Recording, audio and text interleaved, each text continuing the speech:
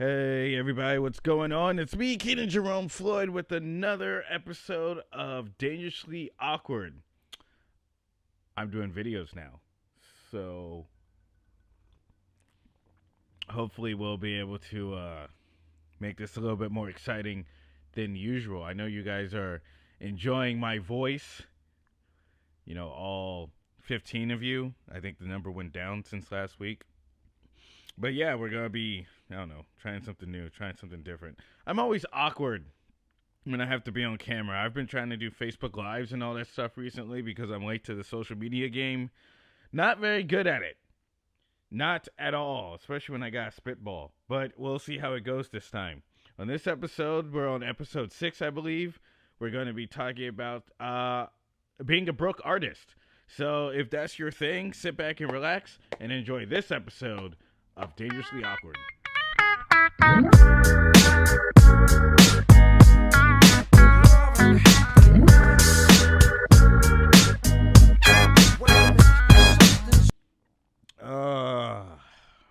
Hello, everybody. It's me, Kenan Jerome Floyd, back with another episode of Dangerously Awkward. I would like to thank everybody that's been listening so far. There's a few of you out there that let me know how you enjoy my episodes. My guest from last week isn't here right now because he's at home sleeping, so I think I need to just go ahead and just do this podcast on my own. Well, this episode on my own. How are you guys doing? How was your weekend? This past weekend, I was in San Francisco. I did 8 sold-out shows, comedy shows. First of all, I'd like to give a shout-out to Stroid Moid and hashtag Hella Funny. They're doing some phenomenal work up in the comedy scene up in San Francisco. Packed out shows every night. It was great to be able to perform in front of people because God knows that here in LA, if you're not performing at a comedy club, ain't nobody gonna see your ass, which is ironic considering they say Los Angeles is a place you need to be seen. I think it's the place you need to be not to be seen, but that's neither here nor there. But we had some great shows. I co-headlined with my homeboy Anya Malik. Well, he's not really my homeboy. We've only known each other for a few weeks, but we got the work in. So I would like to thank everyone in San Francisco that came out to see me. Keep up to date with my shows coming up. I got more shows coming up. So just go to my website, KenanJeromeFloyd.com, and you can also follow me on Instagram at Dangerously Awkward. You should definitely do that. Follow me on Instagram.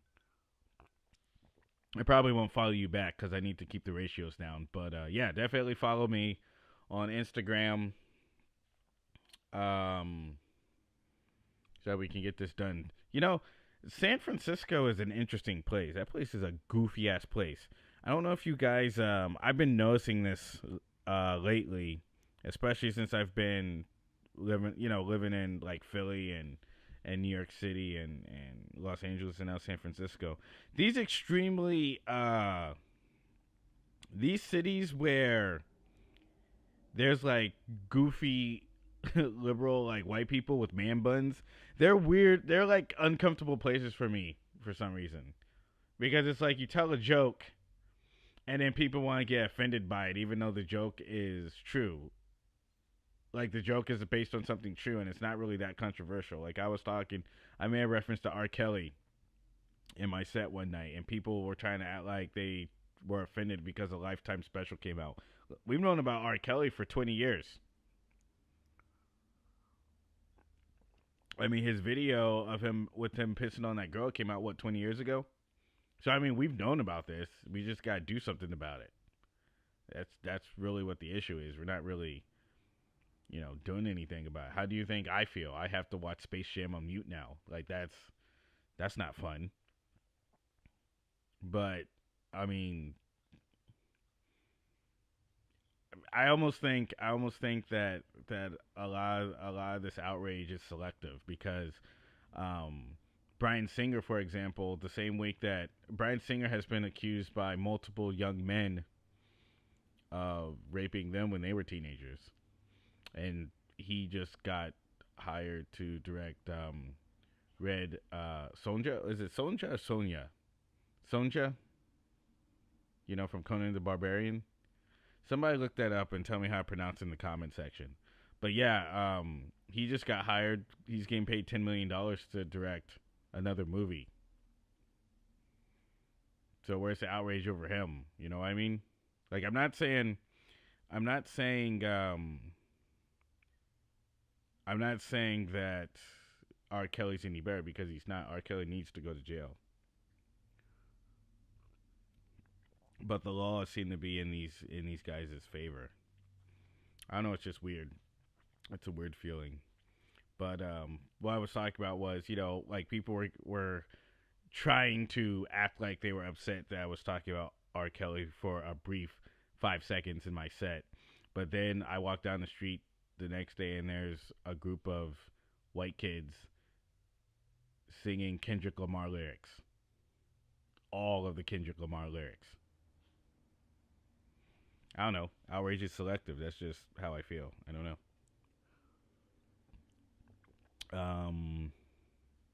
So yeah, I enjoyed San Francisco. I will definitely be back. People need to. I'll let you know when I'm going back to San Francisco, home of the Golden Gate Bridge and spinach pizza. I went to. So I got back. I'm trying to get some tapes because I want to do the Just for Laughs and the ABFF comedy festivals. I need to get some videos of me doing stand-up so I can submit them. Lots going on right now, struggling trying. I'm back in LA where I'm performing in front of 2 people. So that's all the part about being a broke artist. Broke. If you haven't listened to this podcast before, I talk about my life now as a former Jehovah's Witness, which means I'm not a Jehovah's Witness now. But a lot of choices that I made in the 30 years of me being involved in the religion actually is affecting my life now. One of the things that Jehovah's Witnesses teach you to be is humble. That's very important. Humbleness. I think everyone should be humble. But they also mean you should be humble for financially as well. Like there was a time that we were discouraged of going to college, right? But fortunately, I went to college. I went to Penn State, and I studied computer science. I wanted to go to film school, but I wasn't allowed to do that because that's too much Satan stuff. So I ended up going to Penn State for computer science. I got out, and immediately after I graduated, I moved to the Dominican Republic to be a missionary, and I was there for 10 years, right? So I never really had like a stable job within those 10 years. And, I would say, I taught English while I was down there.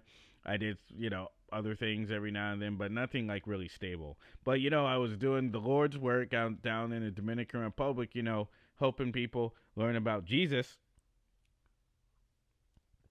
And then I eventually learned that their religion is rum, weed, and big booty bitches. And then I learned a lot about myself. I was easily converted to their religion. So now I got disfellowshipped. I got excommunicated. I got kicked out. And now I'm basically starting over. And now now that I want to move into entertainment, that makes it even more difficult because I don't have a cent to my name. So every time I do a gig for free, my bank account's, when I talk about this, my friends, I have to tell people, I say, I was talking to somebody yesterday. I said, yo, keep that negativity out of my life. And my bank account didn't say shit back to me. Because, my bank account is in the negative. That's embarrassing when you go places, when you go to like Fat Burger and you're trying to get, some wings and juicy, delicious burger and your taste buds are ready to go and all that stuff. And all of a sudden, person behind the counter says, oh, your card has been declined. And you're like, what? Then you have to go home and eat crackers if you have any. It's not easy being broke, man. The importance of being humble like teaching people to be humble is one thing, but I mean it's like you can be humble but still great at the same time. Like for example, I know a lot of window washers and janitors that were Jehovah's Witnesses. Barely trying to make it, but the church encourages you to give money to the church. You know, give money to the church so that they can all be, they can all the churches can look nice, and the people that run the churches full time can look nice and have jewelry and stuff like that. So I mean, I don't know. But it's weird because like rich people that come into the church, they seem to get a pass because they get publicity. Like Michael Jackson was a witness before he left. Prince was a witness until he died. The Williams sisters were not baptized, but they were born in. Marquise Houston from Sister Sister and Immature is a witness now, which is kind of weird because I followed him on Facebook for a little bit, and he was like still doing the Hollywood stuff, but he was like Jehovah all day, every day, Dub AF. I'm like, I don't think this is appropriate, but it's weird. It's weird when you see those things when you were in, and I was trying to do comedy and do movies and stuff, but that wasn't really encouraged, so I had to stop doing that shit. But I'm back at it now. You know what I mean? And don't get me wrong. I grew up in a very nice. My dad was like a doctor, then he was an accountant. So my dad made good money. My family made good money. We were the black people in an all white town, but we were rich black people in an all white town. Everyone else was poor. That was pretty dope for me. So like I always had like a high self esteem. This is the first time I've never been ain't shit in my life. You know what I mean? Like all my family's successful. Like I was just staying with my cousin in San Francisco. She's a successful pediatrician. She has successful friends. I got another cousin who used to play in the NFL. He played for the Panthers, the Bills, and the Jets. Now he's a successful preacher in Florida.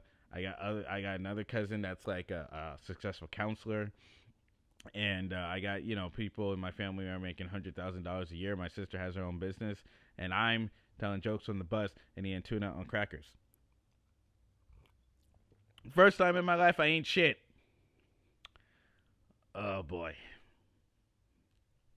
But that's why I need supporters. So you guys just keep supporting me, keep following me, and all that stuff, and come to my comedy shows. That's all I ask.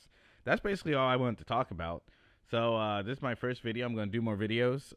So I hope you guys enjoyed this. This was kind of an awkward video, an awkward podcast, but at the same time, it was also dangerous.